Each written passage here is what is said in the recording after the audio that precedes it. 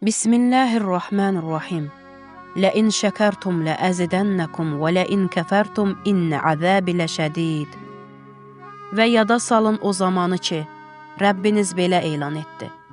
Əgər şükr etsəniz sizə olan neymətləri mütləq artıraram.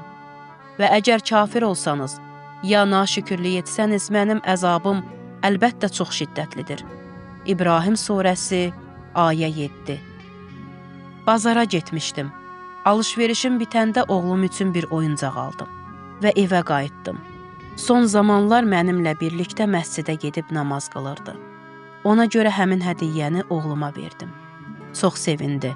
Bir neçə dəfə gəlib gedib təşəkkür etdi. Öz-özümə dedim, növbəti dəfə bazara gedəndə yenə ona hədiyyə alacam. Birdən Qurandakı bu ayə yadıma düşdü. Biz Allahın neymətlərinə nə qədər şükr edirik? Ümumiyyətlə bizə nə qədər neymət verildiyinin fərqindəyikmi? Yoxsa bir çox insanlar kimi yalnız Allahdan tələb edənlərik? Şəhidlərin xatirələrində tez-tez rast gəlirik ki, onlar Allahın neymətlərinə çox şükr edirdilər. Vəsiyyətlərində dəfələrlə İslam, Əhl-i-Beyt əleyhissalam və inqilab neymətinə şükr etməyi tövsiyə ediblər. Amma bu ayəyə gözəl şəkildə əməl edənlərdən biri Xumeyn şəhərindən olan 2004-cü il təvəllüdlü yeniyetmə Arşiya Məddahi idi. O, imkanlı bir ailənin tək övladı idi və bütün maddi şərait onun üçün mövcud idi. Orta məktəbdə Arşiya şəhid İbrahim Hadinin xatirələri ilə tanış oldu və bu oğlanın bütün sevgi və marağı şəhidlərin həyatına yönəldi. Onun bu tanışlıq hekayəsi də maraqlıdır. Bir gün saçını kəstirmək üçün bərbərə getmişdi. Bərbər işini bitirdikdən sonra ona Salam olsun İbrahimə adlı bir kitab verdi və dedi, növbəti dəfə gələndə bu kitabı da gətir. Arşiya 5-ci sinifdə idi ki, İbrahimlə tanış oldu və bu tanışlıq onun bütün həyatını dəyişdi. 5 il boyunca daim İbrahimlə danışır və Allaha bu tanışlığa görə şükr edirdi. Arşiya qərara aldı ki, İbrahim kimi olsun. Namazlarını məsciddə qılırdı. Günortalar İbrahim kimi idman klubuna gedir və deyirdi.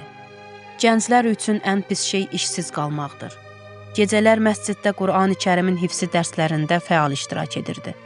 Onun bütün rahatlığı təmin olunduğu halda yenə də məhəllə uşaqları ilə dostlaşır və onlarla birlikdə futbol oynayırdı. Anasına deyirdi, onları məscidə cəlb etmək istəyirəm və bu işi çox gözəl bacarırdı.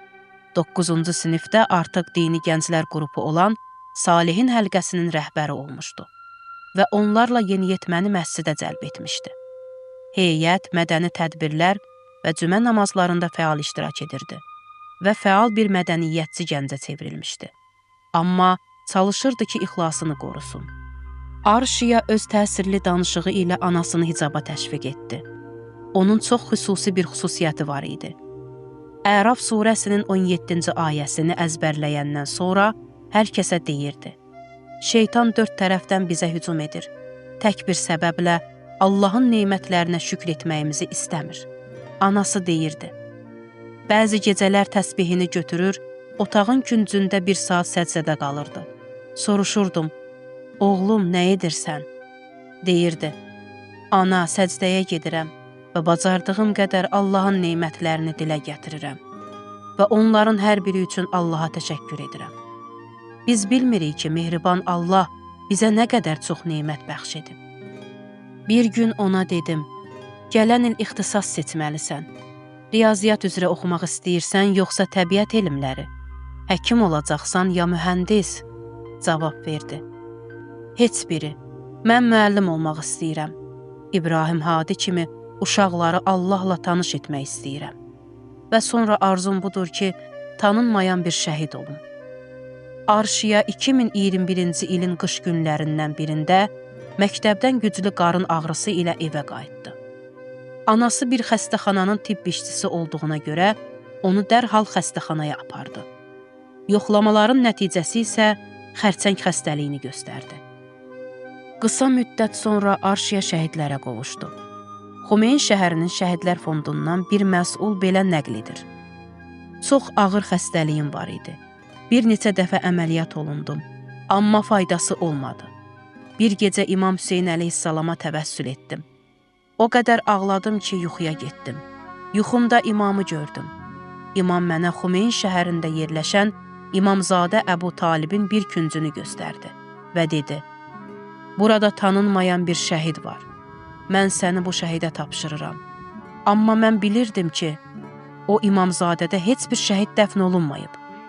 Ertəsi gün ora getdik və gördük ki, Arşiyanın dəfn mərasimidir. Allaha şükür olsun, mənim xəstəliyim sağaldı.